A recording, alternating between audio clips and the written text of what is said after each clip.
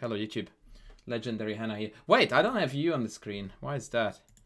I will put you. I will put you back every now and then, just so that they know who we are dealing with. So, you told me about the Paulsen or Taimanov and the Khan being your two problems. Yes. So what I thought we would do, Hannah, is that I wanted to get this one out of the way first. And I think that today we won't have time for the other, but smashing this one out of the park is going to be good. And I was thinking a fair bit about which line to go for, and in the end I settled for one of the most topical main lines. But the reason why I did that is because this line is very easy to learn by understanding the strategy and the structure rather than actual move orders, and that's always, I think, a good news. So what I'm looking to do in this line is to take c6, take back bishop d3. Every man and his dog, he plays d5. We get castles, and essentially after knight f6, we arrive in this structure, which before we get into the games, we are going to talk a little bit about. So there is a tension between these two pawns. You never ever want to take this.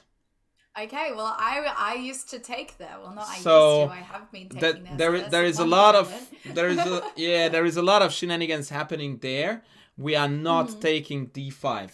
You are very happy for them to take. What's the reason for that?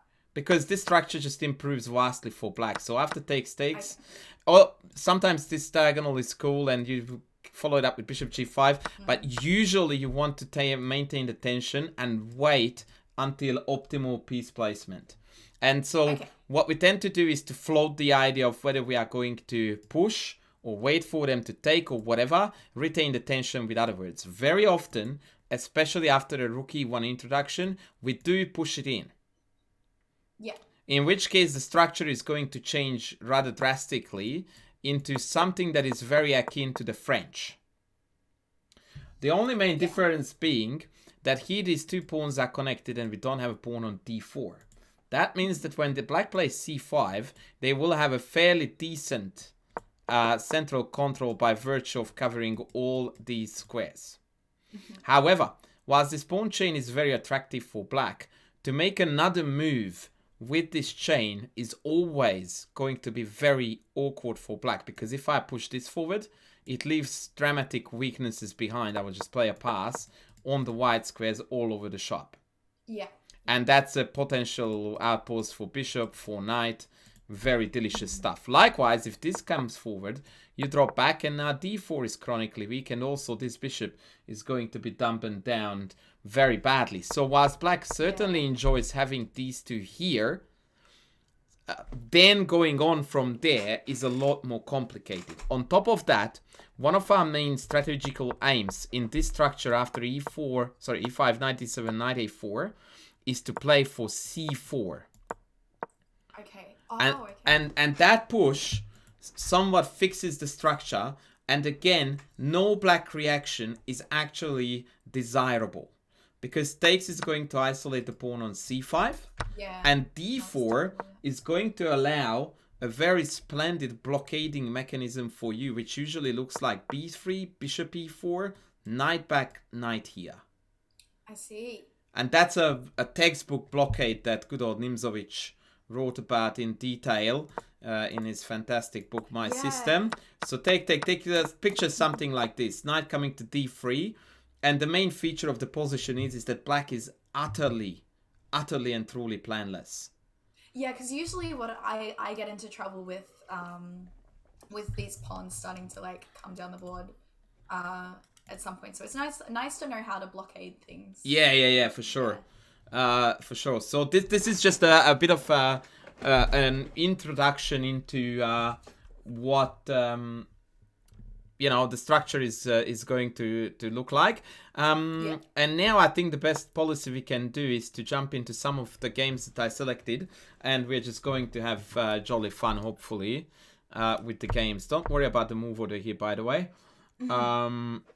Because that's just I was like, that's an interesting way to get into yeah, that's right. That's a move order trickerino. So let's get into this.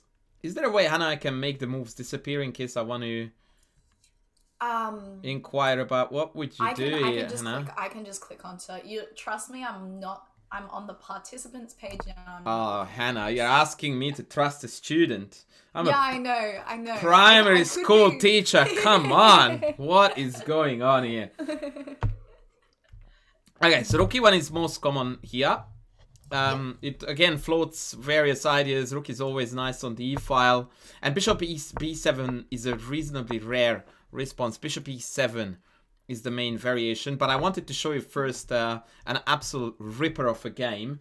To show you what kind of slaughterhouses can happen in this line. Queen f3. The queen is very often coming into the fray either via e5 and then queen to g4. Hitting g7. So for example, in the main line, if bishop e7, e5, queen, this is a very common idea. Right. And he castles loses to? Loses to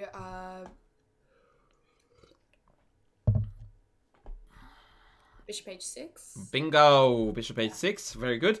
And so they usually either play some ugly king f8 or g6. Right. Black in general is not particularly fussed, by the way, about loss of castling rights or delayed castle, because although it's somewhat unpleasant, it's not the end of the world, because the central structure is very closed and it's difficult to blast this position open to actually deliver the deadly blow. So you will see that in later games. Here we are just going to look at what happens when black goes cray-cray. So queen g3, same idea, hitting g7. And once again, I think that the reason why this is a great choice, aka coach is blowing his own trumpet, is because as you can see, there are very easy patterns to pick up on, like queen f3, queen g3, hitting g7. G6, bishop here, and here they played the absolutely miserable knight d7, which is actually, turns out, was a game-losing blunder. Okay. And just to contradict my initial concept about we never take on d5, of course e takes d5 is the winning move here. Yeah. Now this is a very difficult to see, in my opinion, if you are not really used to this structure and these ideas. And well, here, I think it reminds me of when you get into like Smith-Morra kind of. Yeah, a little bit. A little bit. Yeah. The actual motif is breathtakingly beautiful, and I have never seen it in this particular setup. Can you figure out an absolutely amazingly beautiful tactical strike after CD, which was not played? Okay, let's think. This is just brutal.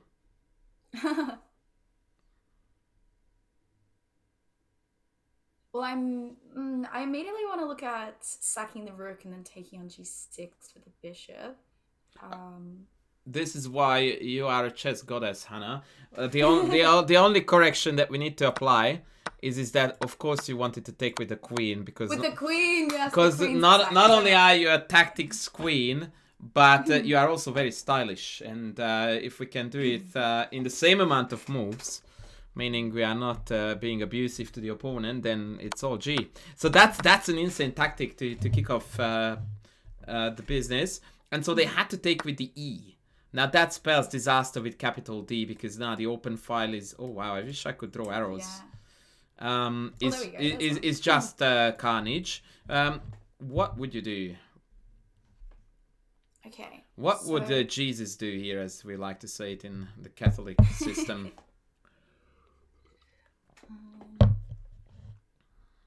There's so many moves to choose from. Yes, I would say, Hannah, that there are multiple winning ideas here. He went real caveman.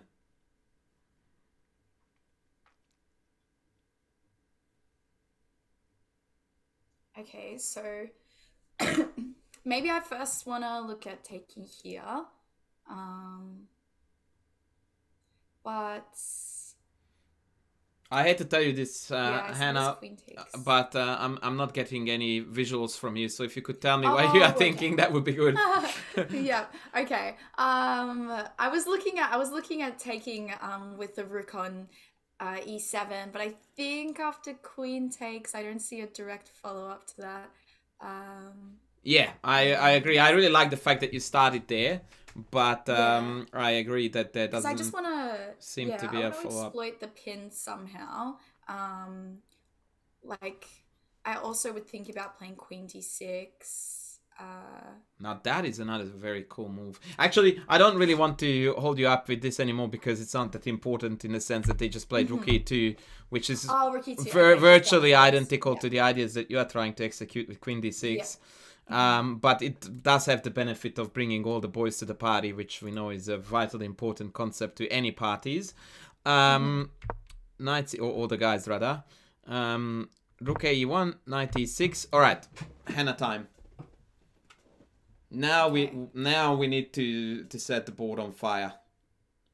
Set it on fire, okay. Oh, totally.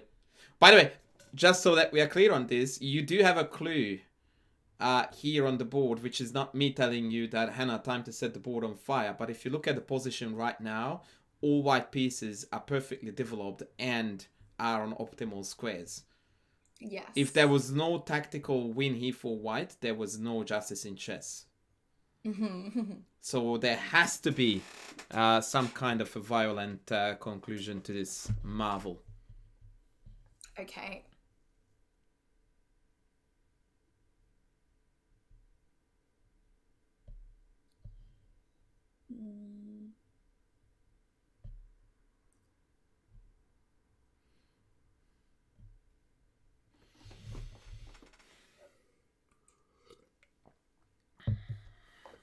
I'm struggling to find the right move to start with. Like I really just want to keep looking at ideas of taking this. Yeah, remember that I don't get visuals from you. Yes. Okay. So I do want to look at taking on e6 because I think that opening up the pawns a little bit looks like a good idea. Yes.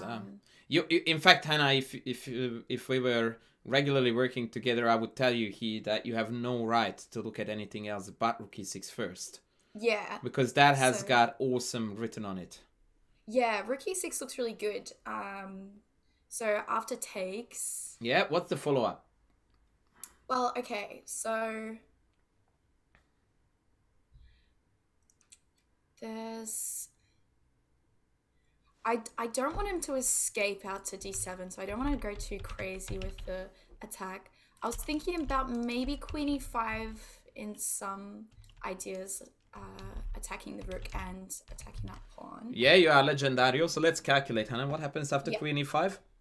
So, takes Queen e5. Well, if he moves the rook somewhere. Can you be please a little bit more specific? Okay, I guess rook g8. And then we take on e6. Very good. Now, at that point, you could choose to call it off. Because, well, what does black do? What is black's best in your opinion after Queen e6? Black's best move to Queen e6. Resigns. Well, you know what? No, I will play it for you. Then I will play Rook f8. Okay, Rook f8. Rook f8. Well, we can play bishop g5, or we can just take the rook with the bishop. Right, and that's why I'm saying that this is a good time to call it off. Because bishop takes f8 seems to be better for white. Although, I would say that basically allows black to get away with murder. Oh, sorry, I got a little bit excited there. Because here after king f8, now the attack has come to a halt. And on the dark squares, now black is going to hold it together like king g7, bishop f6 and stuff like that. And you will find it very difficult to actually break them. However, you said another move here, Hannah, and that was superb, which was bishop g5. Yeah. Now, after bishop g5, black, however, has... Bishop g5.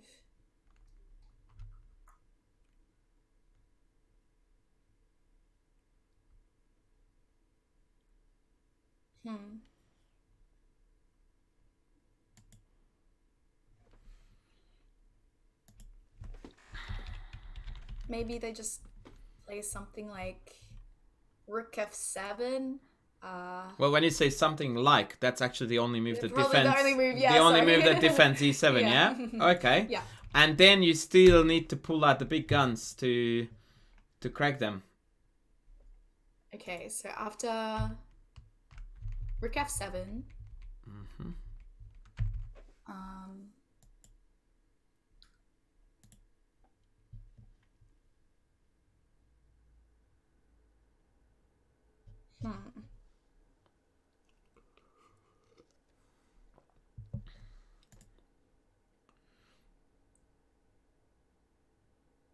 So we are looking. Actually, I will set it up for you. I will be nice. Yeah, I'm just thinking. I was trying to calculate because I was thinking. Yeah, I was thinking about playing bishop takes g6, and then after takes we have the pin there. Okay. But Can you see any defensive measures at all for black after bishop takes, pawn takes, queen takes? bishop takes. With the threat of rook takes e7 check, obviously. Yeah.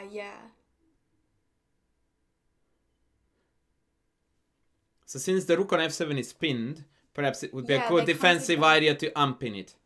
Yeah, so maybe king. I mean, the king could go to f8, but that would probably be terrible. Okay, Also, king prove d7. it. King d7 doesn't work. Why not? Wait. So takes, queen takes, king d7 is take the rook, and then the bishop's pinned to the king still. Yeah, and in fact is over attacked and is indefensible. So we are going to win everything back with interest. Great. So now we are back to bishop takes, pawn takes, queen takes, g6, king f8. How do we mop that one up? So if king f8.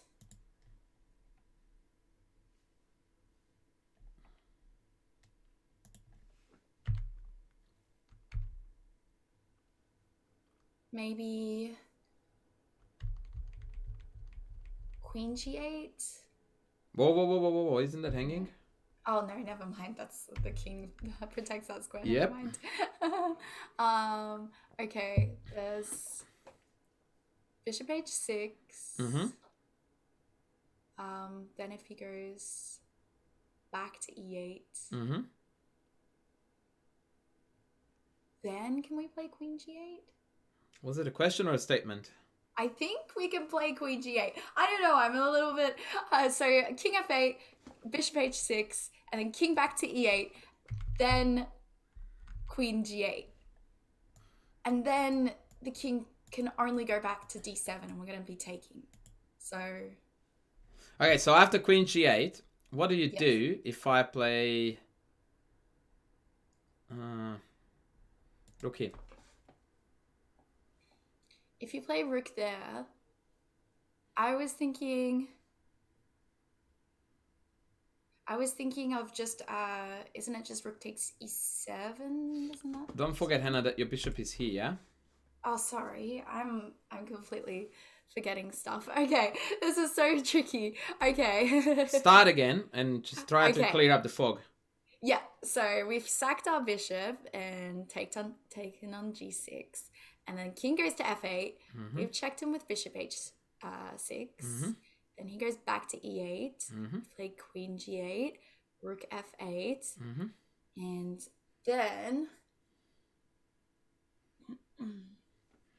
And then...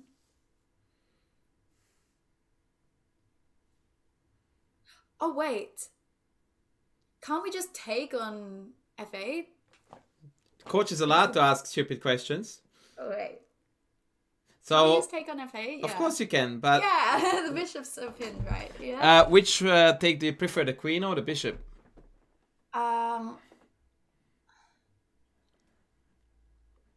Okay, I think...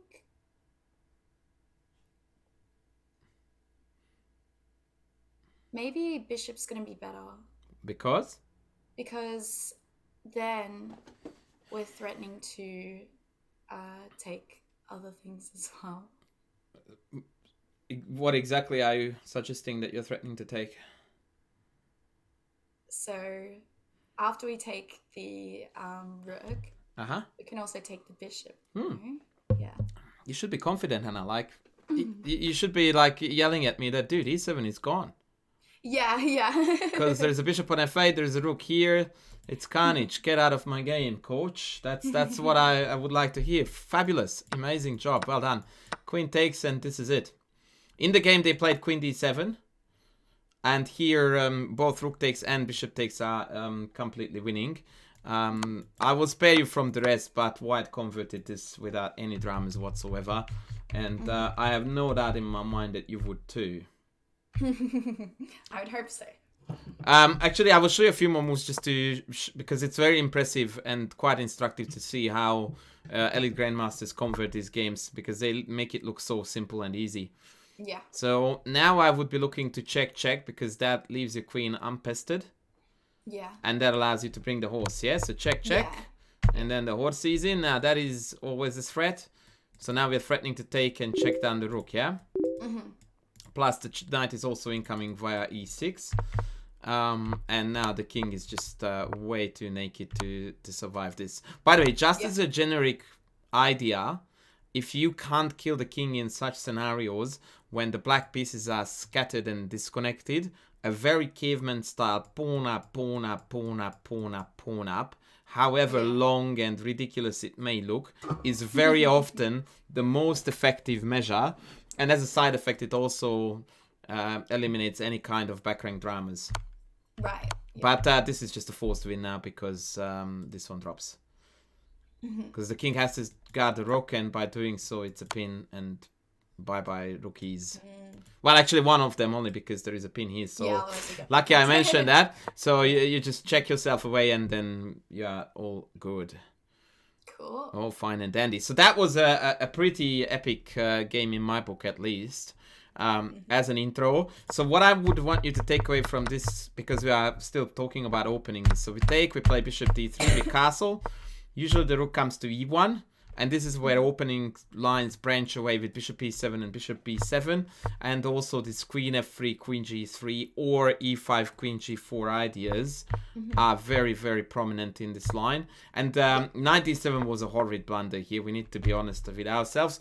But the fact that rook g8 is the best black move here, it says a lot about the situation. And again, it's now not gonna be so easy to crack it, but without a doubt, you would prefer to be white here than black, right? Like all for sure, yeah. all the long-term benefits are on our side. This king is never gonna be safe ever in this game, no matter where it goes. The dark squares are potentially vulnerable. So here I would consider the idea of knight a4 with a c4 break, because we want to crack the position open, or e5, knight d7, then knight a4, and then c4 break. Yeah. This would look very much like many of the games that were played in this particular line. Okay, let me find my next... Ooh, I found Hannah an amazing unarmed game. Ooh, okay. No, sorry, that was the other line, because I prepared a little bit for the Khan as well. Okay, now we are going to step it up a notch, and we are going to have a look at a really high-profile encounter. How do I add another game? Okay. Maybe on the games thing, you can maybe add a game. I thought I could. There is a game. Oh, add games. Lovely. Load PGN. Here we go. Fabiano Caruana against Topalov. Two no-name losers that we never heard before, right? Yeah, who are they? Exactly. Never heard of them. Exactly. Again, I don't see the damn moves. Right, okay, here we go. And this is a... Whoa! Nope, never mind. This is a proper Sicilian, Hannah. It kicks off with e4. Yep.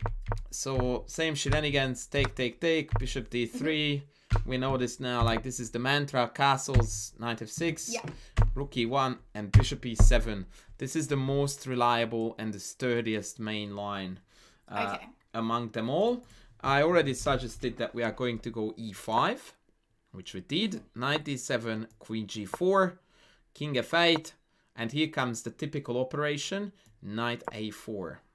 So as you can see, especially after accomplishing something like this, that they can't castle anymore, It's a very commonplace for us to now go for this operation in the center or side center for c4 to gain more space, to shut down black's operation, the lot.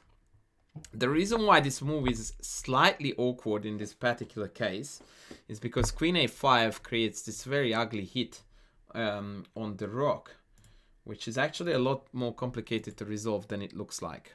Because you would want to fix this with a bishop move. Yeah. But bishop e3 disconnects the rook from the pawn. And bishop f4 disconnects the queen from the knight. Yeah. And so all of a sudden this has become a bit of an ugly. So rook e2 has become a traditionally preferred idea. Well, not traditional because it's quite new, but a new trend, I should rather say. And one thing, Hannah, that you should never be thrown off by in this line is when black throws stuff like this at you. Okay. So it is going to almost always become very chaotic and very messy. Because, yes, the black king is stuck in the middle. This is just ridiculous. But at the same time, it's easy to get frustrated by white in such positions that still you can't get to the king and kill them. Patience in this line is a virtue. Strike when you are ready and build when you are not. Is basically what I would keep in mind very, very firmly. Now, what tactic allows us, Hannah, here not to lose a piece? Okay, let's see. Tactics time. Because it looks like your queen is about to be chased off the 4th rank, which means a very painful goodbye kiss to the a4 horsey. Okay.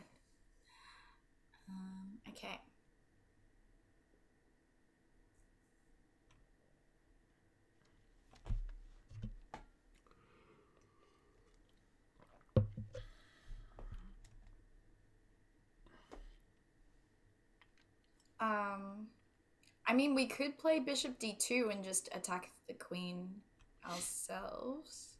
That is it, Hannah. You have nothing else. You have nothing else.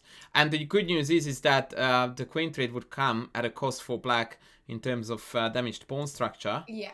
So we are more than happy to take that on board. And also we are playing against Topalov, who is a vicious aggressor. So we know that he wouldn't trade queens either, so it's happy days. But actually he should have. Objectively, that would have been best. Right. Okay, where would you retreat with the queen? Okay, so we don't have a lot of squares.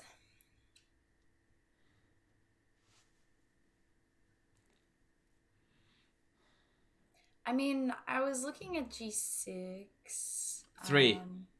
G3, sorry. Yeah. Not g6. That would be a very bad move. G3.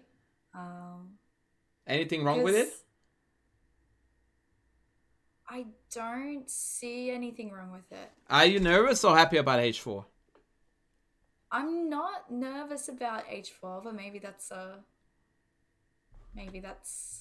not crazy. I thought if we go back to f3, then maybe g4 would be annoying. Hold on a tickerino, Hannah.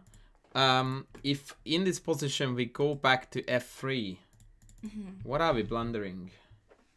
Oh, right. He can just take the pawn. For some reason, I thought that, like, for some reason, I forgot this pawn was here, and I thought that, like, taking here would come with, like, a bishop pin, but it does not. Right. So when we discuss queen g3, h4, and me asking you if you are nervy at all or not, I'm talking about, how are we feeling about this pawn?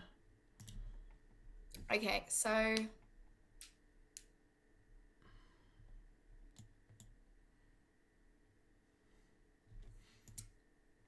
I guess we can just go to e3. Yeah.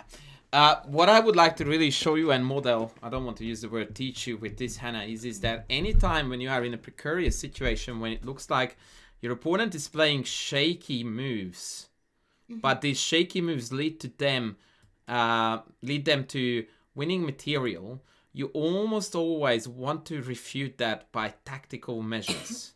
You always want to call it BS, and you go like, that should not work. I'm going to find a tactical way to refute it. Yeah, true. Because once you have this mentality, you are going to actively look into possibilities after h4, queen g4, knight e5, as opposed to stopping there. Yeah. It's more of a mental break than chess ability that a lot of people would stop there going like, oh, can't do that, I lost the pawn. Opposed to, no, I'm going to prove that wrong. And now you are going to prove that wrong. Because it's actually quite an easy tactic. So after the arrow moves, so queen back to g3, pawn h4, queen g4, knight e5, white actually wins material by force. Okay. So 95.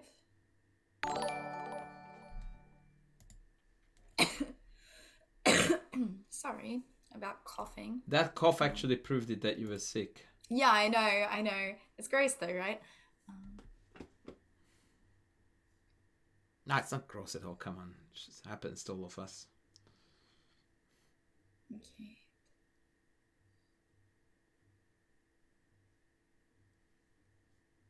So remember, Hannah, that in any given live situation, when you are looking for blood to be spilt on the board, you are looking for checks, captures, threats.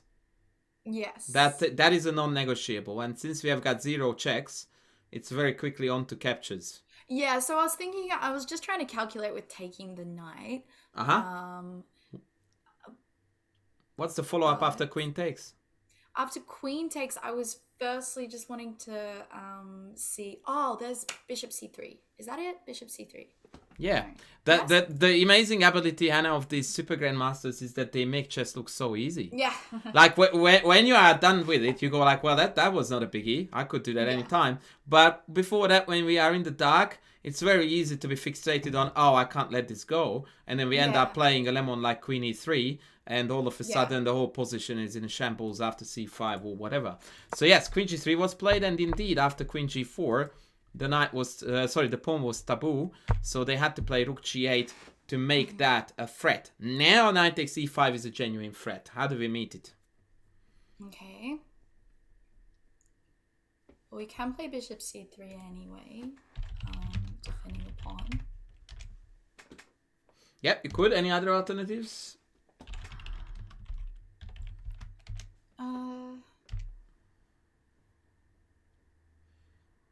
Double the rooks, maybe. Yep. So once again, bring all the guys to the party applies. Yep. Yeah, that dude was still out of the game, so let's bring them. c5. What is our insta response almost all the time to c5, Hannah? As per introduction. c4. Bingo. So you can I already am having a really good time in this chair thinking about myself as the greatest coach of the universe, because I already see that this is going to stick. Like, you will remember it because it's patterns, it's basic ideas that will always come handy. And besides that, the position is healthy. You've got a neat piece layout, and I'm happy. Yeah. Note, Hannah, here that we are actually threatening to take and then blast this whole thing open with e6. Yeah. So black is running on very, very limited resources here, without any doubt. So this is not an easy spot to be in. They decided to take. This is usually an ugly move to make because, as I said, it breaks the pawns, and it also allows your bishop to retake and consider further tactical ideas, so we are most certainly happy. Note that now is a rare case when after bishop b7 we can actually choose to take.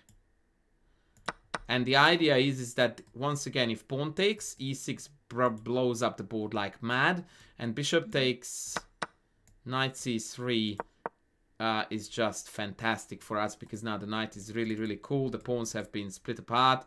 The knight can later dream about coming in via e4. The bishop will go to c4. It just looks like total chaos for black. Anyway, they took, we took. They went there. We played h3. It's always a handy move to stick in when it's clear that black is struggling to play for meaningful ideas. Bishop c3. So this is the building phase. And I'm more than happy to admit that this is difficult, because you would be more than inclined here to already look for potential finish-offs. Yeah. Yeah, but the good news about these positions, Hannah, is that there are a lot more useful moves usually for white than black available in such situations. Yeah. So you can take it to a lot of places they can't. Bishop c3 was played. I guess it's backs up the e5 pawn. On the odd occasion, we might actually reroute the knight here as well. I Yeah. guess. And also, very importantly, by the way, which I suppose is the main idea behind bishop c3, is that now these rooks have become absolutely meaningless here. And so we are going to reshuffle the big boys where they belong to onto the open file. And that is when such nuances like uncastled king will come into the fray, because that means that the rooks are disconnected. So all kinds of pins will create major dramas. So he's immediately stepping out of that. But that again is a retreating move going backwards. Yeah. Rook e3 was played. Why is that? So why is Rook E3 played? Yeah.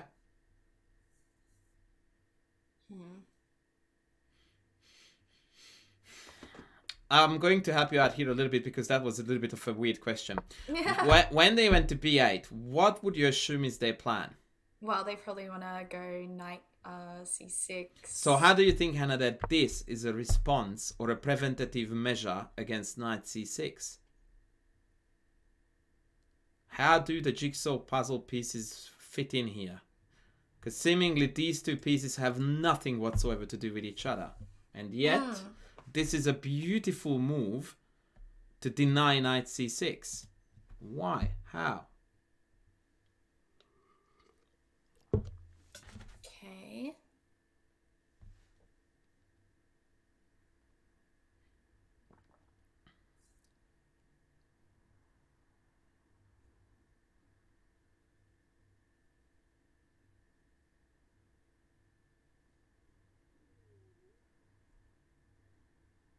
I'm not seeing it.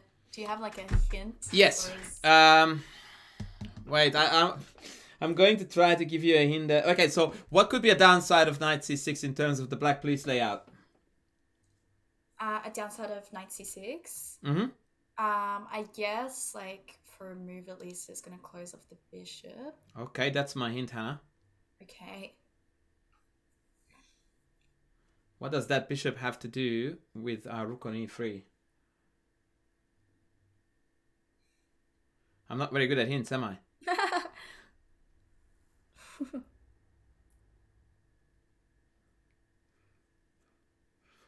What can we not do with this rook right now? Maybe we're threatening here. Sorry, rook f3 and... Exactly, Hannah. So knight c6 now loses to rook f3, which creates the absolutely bonkers threat of rook takes f7 and or queen e6, bishop e6. Yeah, so that move just basically goes like, nah, not in my house, brother. That is such a cool move. Yeah, this is why I told you that this line does have this phase when you really need to be patient and build. Because it's just really stacking up the pluses up until the eventual collapse comes. And they did do this. Total losers. And it turns out that actually the most vicious way to go about this was bishop e6. I don't know if that was the only win there. Yeah. But it seems to be the most aggressive. Yeah. Yeah, actually rook f3 could be very effectively met by knight d4. When e6 is covered and f3 is on. And perhaps that's what Topalov missed. Like, he did see the idea of rook f3, but I reckon he may have thought that, or may have missed bishop e6 altogether. So, have a look at this, Hannah, for a sec. Can you tell me what's going on here? What are we gonna do if they retake? Okay. Well...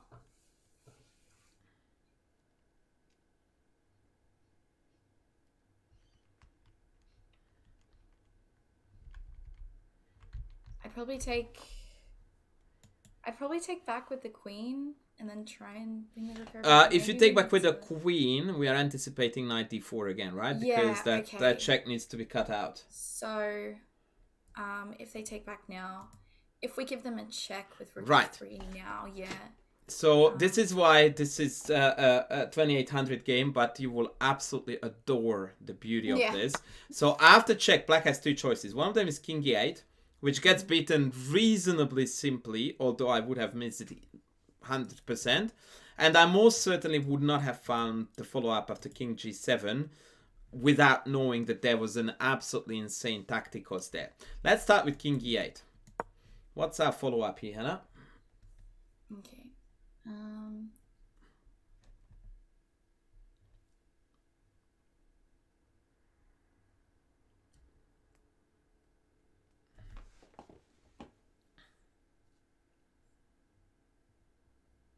so I don't think Queen H4 works because he's going to be able to escape out. Yeah, Queen H5 So- doesn't work. Queen H5, sorry. Me and my coordinates.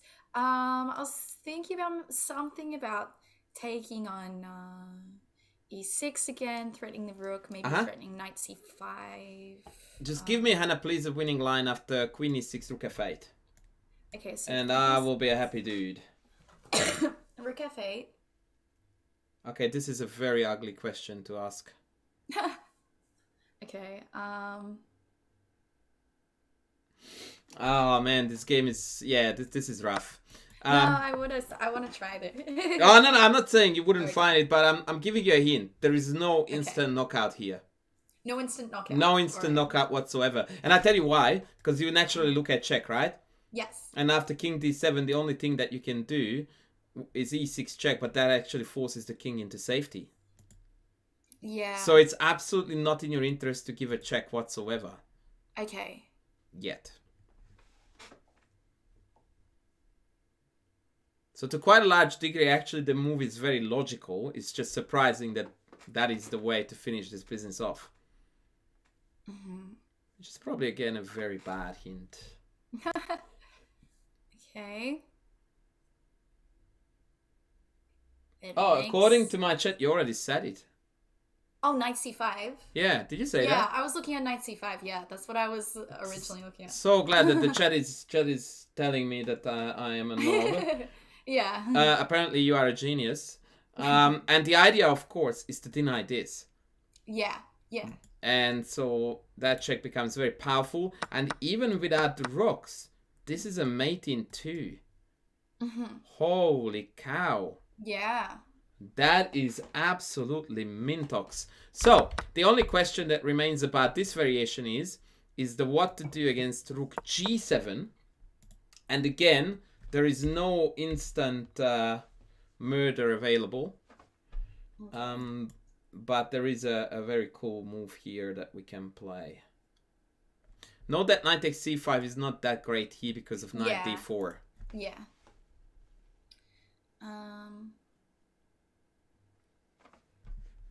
This is actually how the game went.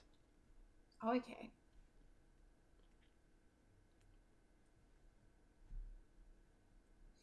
We don't have a lot of pieces to move, so it should make it easy. Yeah, well, you can rule out a fair few. Yeah.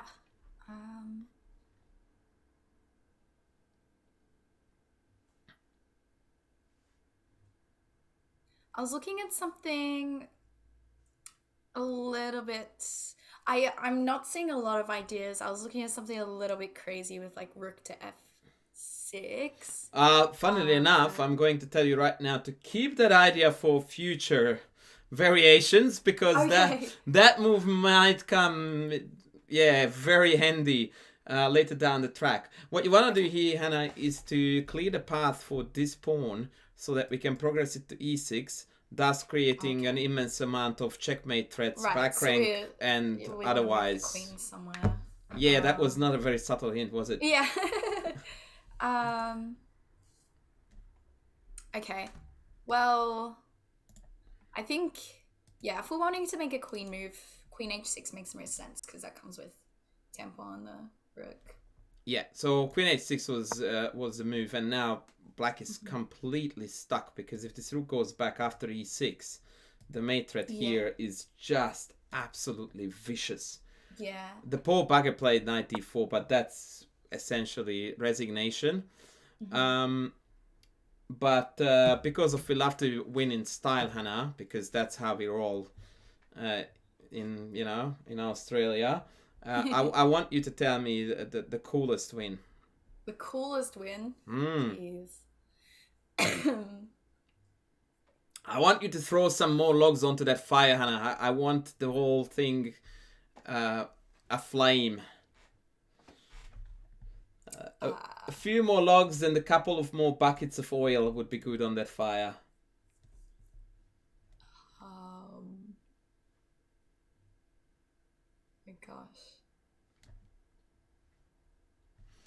The golden rule is that if pieces are hanging, we're not moving them away. Let them have it. Okay.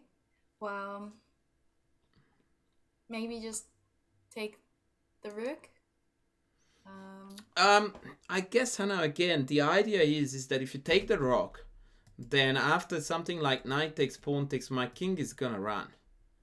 True. And remember that your only focus is the boss there. He is our arch enemy, and once that dude is caught in the cell, we don't care about the rest. Okay. So maybe just push the pawn. Exactly. So you need to pretend like that this is the move they want to play, not this. Yeah, true. And you just go e6. You want to take my rook? Yeah. Sure, be my guest. Good luck with stopping mate. And they did try.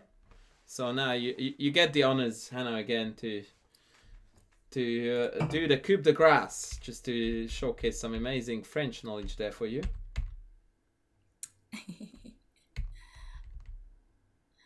Where is the checkmate? Okay. I love the question. I like the question. That's the question you must ask, indeed. Where is my mate? Well, I'm just trying to work out if we do queen h5 or we take the rook first. So probably take the rook, queen h5. No, because you know that you start with checks, Hannah, so you do the right thing and you go with queen h5 first. Queen h5 first, okay. Okay. So taking the rook would unnecessarily involve the queen in the defense anyway, so I would label that counterintuitive. Yeah.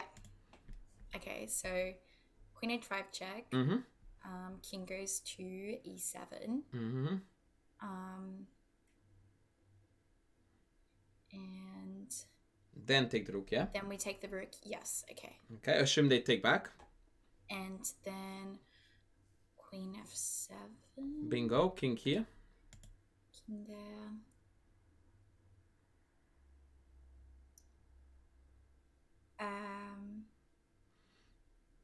You are one move away from glory, Hannah. Sorry, I'm just picturing where everything is. Okay. It's all good.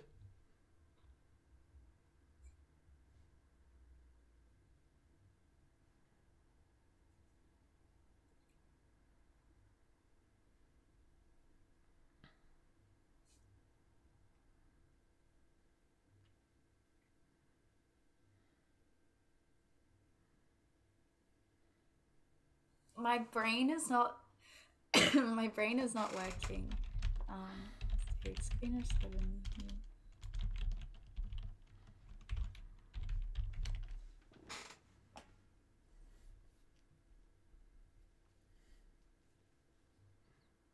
I don't see the checkmate. There isn't one. Oh. I didn't say it's me. I just said glory. Oh, glory. Okay, I thought glory was analogous. And actually, Hannah, that was a very fair assumption. Very poor very poor coaching. Apologies. Nah, just finish it off, please. No mate. No mate. No mates. Okay.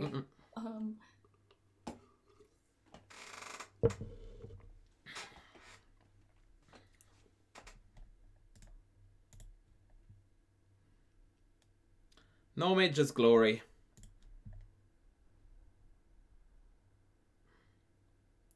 I'm not exactly sure what I play. I can't really visualize where we are at this. This is your queen, this is my king, and there's a black bishop here, and this is gone. So what you need to clearly see, Hannah, there is the main trump, the hero of the day. Maybe just rook d1? Rook d1 allows king c6. Okay. That's the natural try. Like that's where your brain should first go to. Yeah. But after king c6, we can't clearly finish it off. And then you cast your eye onto your number 2 trump card. Oh, should we just go?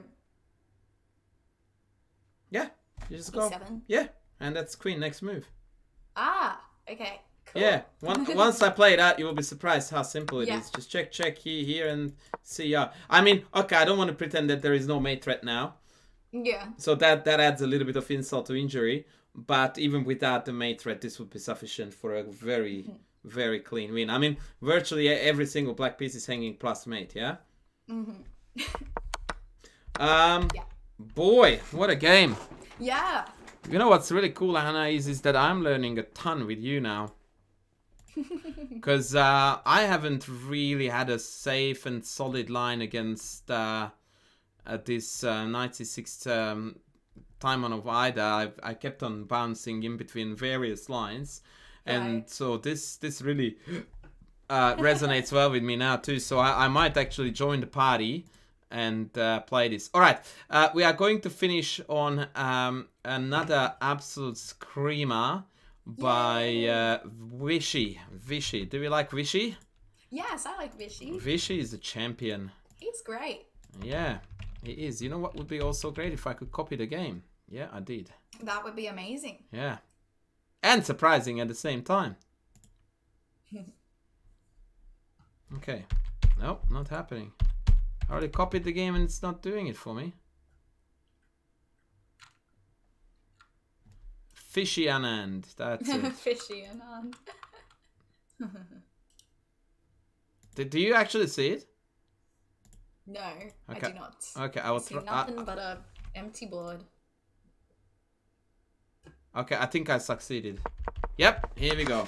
All right. Now we go full on guess the move.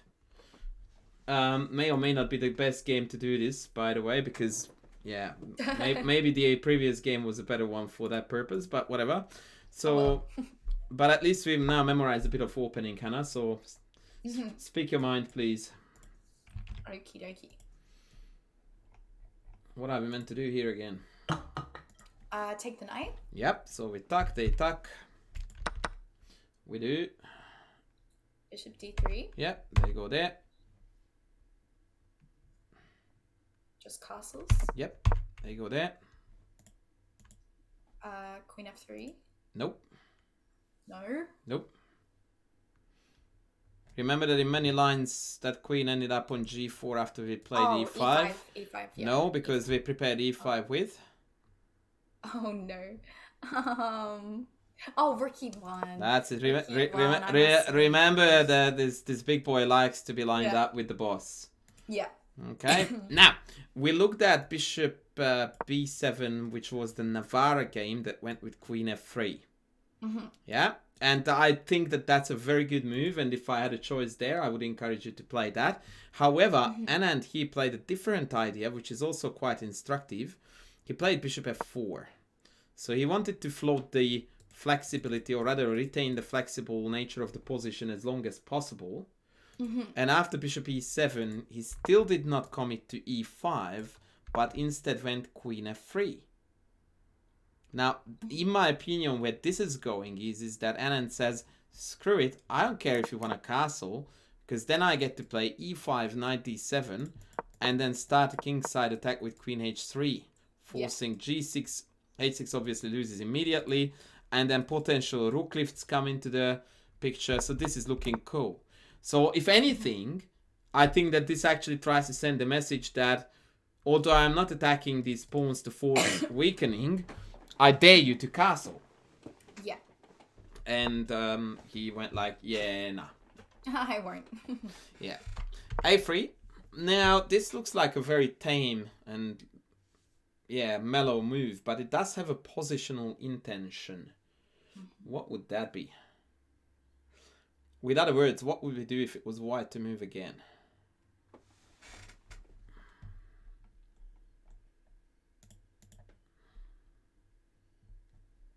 I mean, perhaps preparing b4. Exactly. Because if we get to play b4 and then shut down this whole c5 operation, potentially even with knight a4, boy, they are not going to like us. Not at all. Yeah. So here, black felt the need to change the structure in the center. And now we are going to learn a very vital Sicilian motif. Black played bd4. And usually, in such cases, I ask my students, where should we go with the knight? 92 would be my... And as soon as my students hear this question, Hannah, they know that, okay, so the knight doesn't move, because that's the trick question. Okay. If there is a piece hanging and I ask the question, where should the hanging piece move? That's the ultimate hint Said hanging piece ain't no moving anywhere. It's sitting there. Okay. The ultimate tactical concept of when you have a piece attacked, then you should look to attack your opponent's piece as a countermeasure, is very, very much ringing through in Sicilians. Sicilians are very dynamic. And so you always have to consider the fact that once we attack something, it's not going to move. They will instead opt to counterpunch. Yes. So what is our counterpunch here? So we can either play b4 or e5. Right. Probably b4.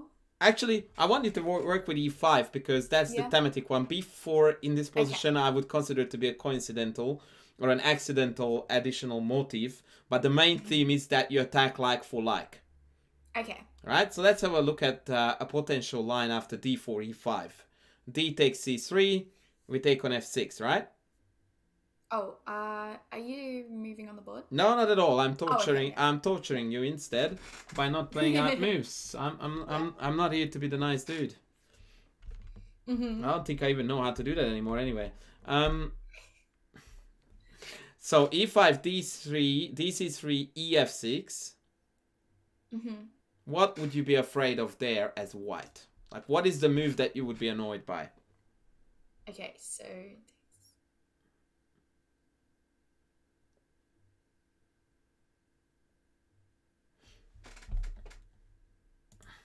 which is a synonym for what is the best move for black. Probably just bishop takes f6. Fine, let's find the countermeasure. What would you do? If they take on f6? Yep.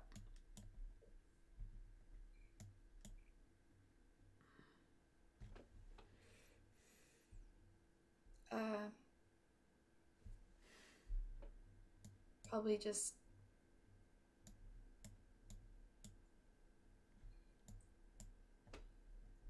play. Wait, okay. So we've pushed d5. They've taken our c3 knight. We've taken their knight. They've taken on f6. If we take on c3, they're going to take on c3 with the bishop and 4 cover rooks.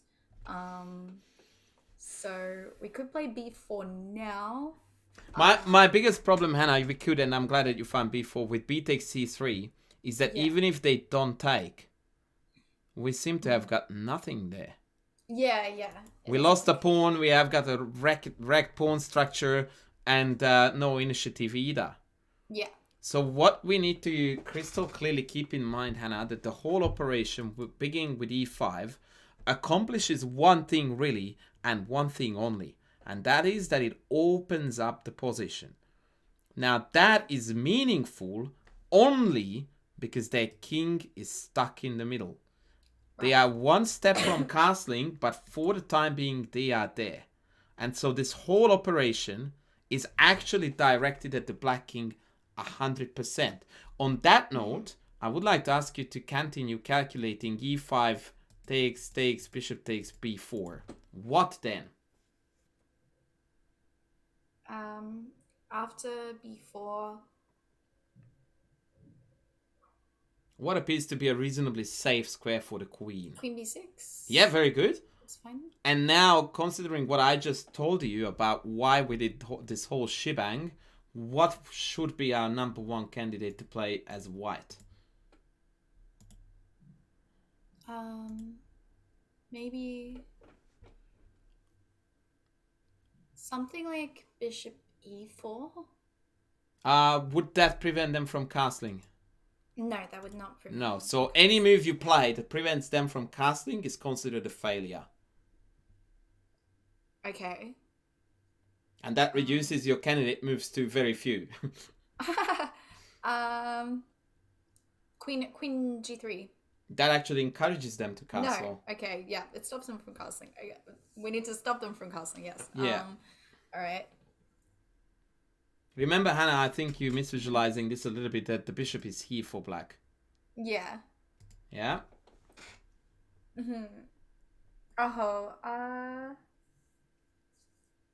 So I guess we can go bishop d6. Why are you so reluctant to call that? I don't know. I'm just always uncertain. But yes, Okay. bishop d6 I, stops pawn to I pass. know I'm asking for a lot, but I really like it, Hannah, when the right idea is matched by the right confidence. Yes. Because it takes a lot away from the value of the move if you don't really Bishop believe in it. d6. Believe in it. Yeah. My chat is very keen on bishop h6, but that just encourages black to castle again instead of discouraging it. Whereas the correctly called variation by you, queen b6, bishop d6 is just carnage. This king is stuck. Bishop c5 is going to be a tempo, and you are going to rip them apart with bishop c4, bishop e6, and other tactical ideas. What really appeals to me about this, Hannah, is that this is as closed and clogged up as it can get, right? So we are very, very trained to accept that this is a closed structure, and yet Anand here showcases the mentality that he can clearly see that this means that it's gonna blast open, and there will be entirely different rules applying to the position, because from here on out it's just an open jaw, all guns ablaze, and we are firing the shots like crazy. Yeah. Like there is no gentle positional maneuvering around here. It's gun calls, stabbing them in the face as soon as you can, aggression. Better still, after e5, takes. You named bishop takes f6 as your most annoying response. Yes. What if they take b2 instead? Well, then if they take our rook, we take with check. On the, like, when we take their rook, we take with check. So. Okay, we are going to here learn, Hannah, a very, very important motif, which I dare say you haven't come across. Oh, just rook b1. Nah, in these scenarios when I'm starting to eat all your stuff and you are eating all mine, in the end, we are going to be able to capture each other. Oh, true. So when you are very proudly announcing your check, oh yeah, he's gonna take. I am going to rain on your party like there was no tomorrow. On this note, Hannah, I absolutely must show you something. I don't know. I don't know if I will be able to fully recall this, but there was a game between Ivanchuk and a Chinese grandmaster, female grandmaster. Can't remember for the life of me which one it was, and they had a game that went something like this. It was absolutely bollocks. E4, something like this. They may have added bishop b7 or bishop e2, yeah? And so here Ivanchuk black plays b4. Wait, this d4 pawn needs to be disappearing from this equation somehow. Oh no, actually no, that's right. Plays b4 and the opponent plays e5. Yeah. And so his calculation is that if they take, I take, they take, I take, they take queen, I take queen, and now the queens don't see each other because there's a pawn on d4, but white reckons that his queen is stronger because he's about to castle, whereas black can't castle, and the a1 queen is nearly trapped. Yeah. Rude. Very rude was the awakening when after takes, he promoted to knight. Oh. And after takes gets queen, knight takes c2 check, white was a piece down and went on to lose. That is a cool game. Now I don't want to show both, but that was pretty epic that I remember this. That motif was just mind blowing. Yeah. And that showcases what an absolute genius Ivanchuk is, by the way. Anyway, slight and unnoticeable detour there. So back to main action, Hannah, because we have a very big question to answer. Okay. So once again, what happens after take? So we can't take g7. So I thought that maybe rook b1.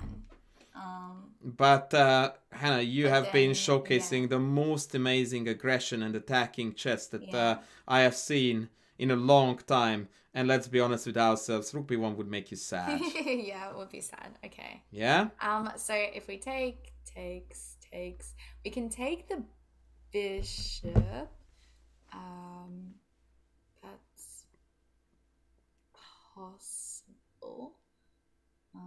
What I want you, Hannah, and I know that this is a big demand from a chess coach point of view, is that when you say, I want to take the bishop, I want you to have the greatest excitement that chess can cause on your face. Because what that means is that, A, you are sacking for obscure compensation, or at least something that you don't see immediately. Now, instead of that frightening you away from that, it should make you excited. Because that's like a scientist who's about to hit upon something remarkable, but it's not quite there yet. But instead of you turning your back on that, that should give you extra energy. That, oh boy, if that worked, that would be cool. And I would be legendary. A lot of people fail to take that leap of faith. So tell me, what happens if you take the bishop? Okay. So they take our rook, I assume. Oh, yes. Oh, yes. I assume. You are 100% on the money. I will remove these ugly arrows. They just disturb you. Yeah.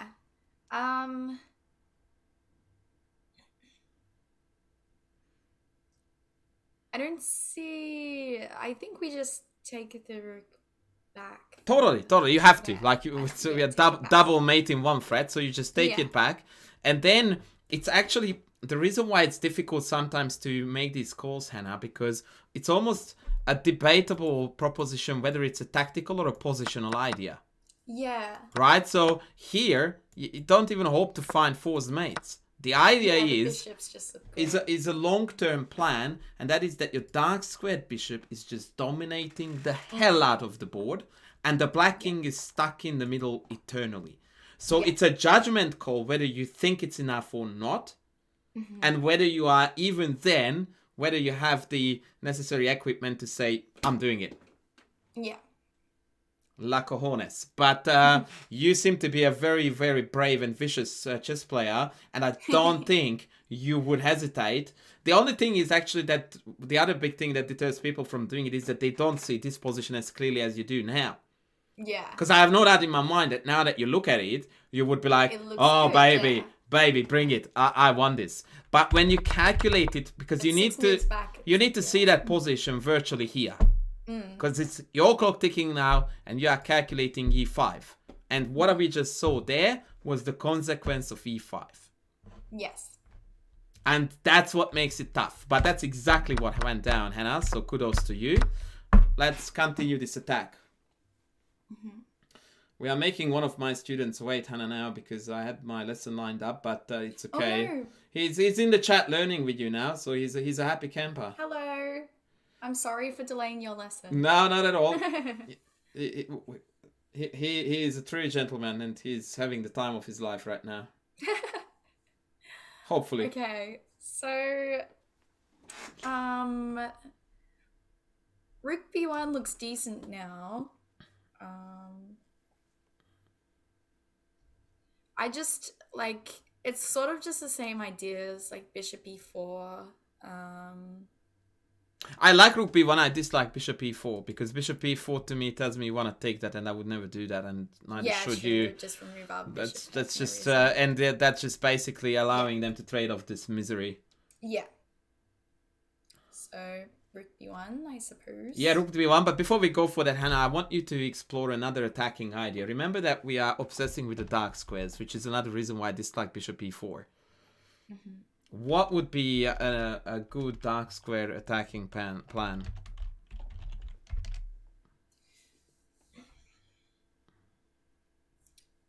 So we could somehow reroute the bishop. Maybe.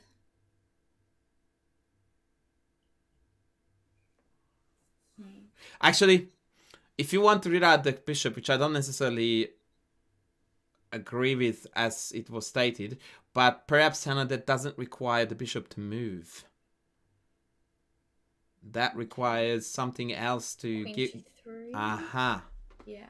Yeah, so Queen G3 is a textbook case of hitting this, trying to provoke further dark squared weaknesses, whilst technically allowing the regroup that you were looking to do. Yeah. That being said, Rook b1, of course, is the world champion move. And then we can think about getting cute with queen g3. Yeah. Which, of course, was done. I would be very curious to know, by the way, about the engine's evaluation. So I'm going to do... Ooh! Yeah, no, I just realized there was one more line I wanted to discuss with you, but that wasn't that important. Oh, okay. According to the engine, Hannah, in this position after... you didn't see that. You totally didn't see that. Here we are. I actually didn't. Here we are +3. Okay. +3. So according to the engine, we are a clean piece up if we translate the evaluation into... That seems good to me. Into pieces. Yeah, so rook b1 was played. Bishop back, queen g3, queen back. Attack, please.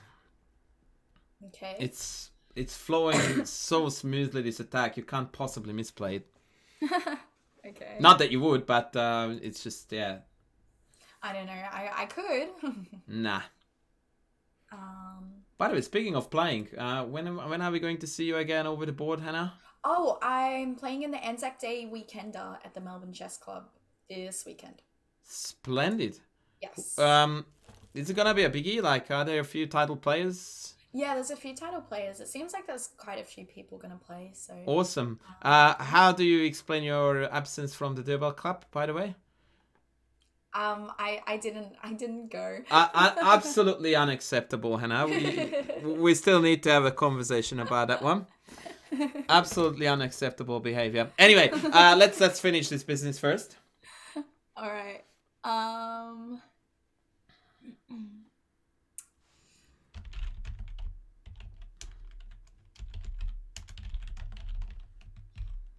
Maybe give a check. And then after king g8? Yeah, king g8. Bring on the dark squared, love. Yes. Yes. Queen h4. Threatening. Threatening. Well, I was thinking of threatening bringing the queen in via e7. Oh, I see. Please don't hate me, but I would label that as too slow. Okay. And I will give you something to back it up. F6. True. Which is exactly what we are going to prevent, alongside creating a mate in one threat. Okay. So bishop d6, king g8, and I want a mate in one threat, Hannah, no less. okay.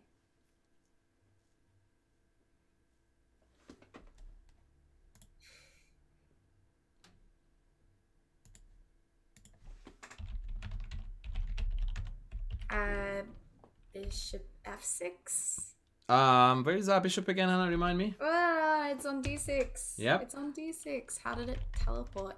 Bishop e5. Yeah, very Yes. very Yes. very good. By the way, misinformation. I just checked back with the engine. It's actually 5.3 after FE, so it's like absolute carnage. Yep, check here. So the point of this whole checking Shimozel is that now f6 is hanging, right? So g6 is played, and how are we going to put the icing on the cake here? So probably we just want to bring the queen in. Queen g5. Yep, queen g5. Is there a way for black to stop this mate, Hannah? And I don't mean that, yes, queen e1 check stops it. That doesn't, yeah? That's just... So black can maybe try queen e... No, I was going to say queen e8, but that would hang a queen. I'm pretty sure I heard d8.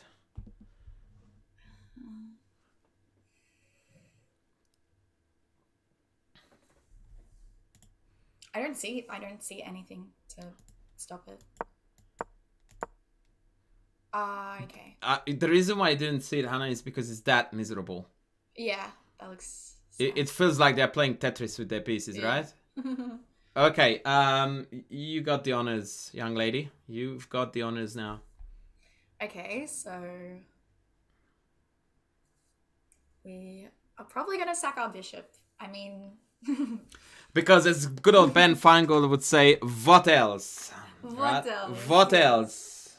Okay, so bishop takes g6, Mm-hmm. f takes g6, Mm-hmm. queen takes g6, Mm-hmm. king only has one square, f8, Mm-hmm. and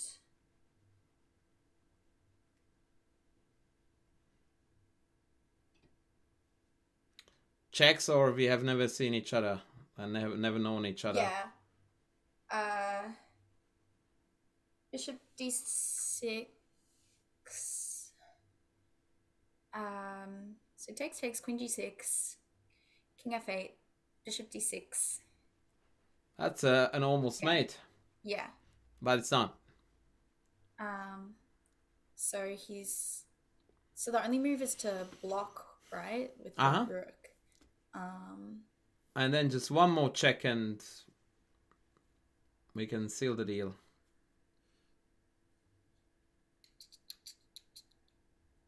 Queen h8. Where is your queen, Hannah, again? No, my queen's on g6. Yep. Oh my gosh, I lose all my pieces this way.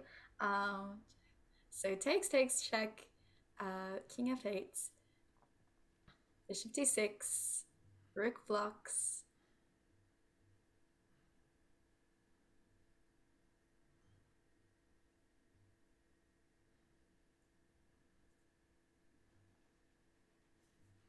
Where are the sensible queen checks? Queen h6. That is one. Where's the other one?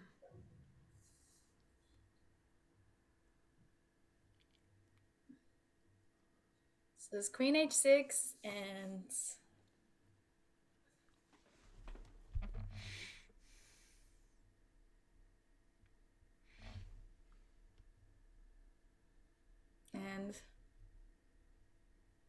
I did not see it. I don't see anything else.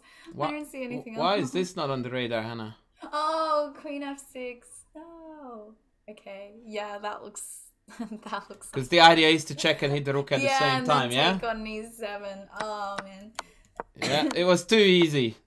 Yeah. Oh man. It was too easy. And after king here, you take with the bishop, because that creates this queen g7, queen g6, bishop f6 mate threat, which is rather problematic. Maybe queen takes wins too. It doesn't matter.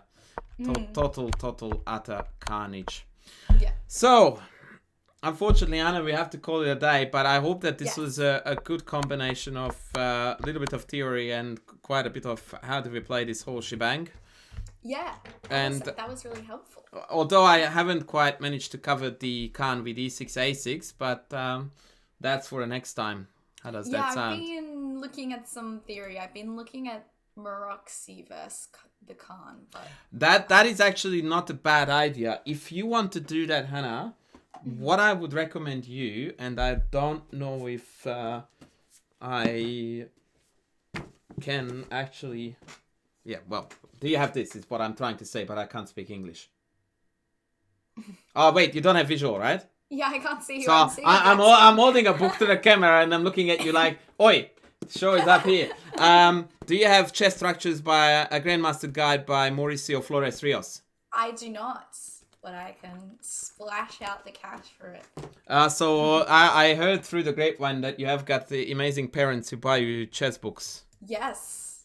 So I would, just very politely drop the hint. Just add it to the wish list, yeah. Or bring Christmas forward. That book, Hannah, is kryptonite. So Chess Structures, it's called? Yes, I recommend you quickly Google it. It's called Chess Structures, a Grandmaster Guide. Lovely. So I become a grandmaster if I read that, right? I genuinely do think, Hannah, that it is a vital step along the way. It's not going to get you a GM norm, but it's definitely going to make you a much better player. Like me as an IM, I'm picking up very useful hints from that book. Interesting.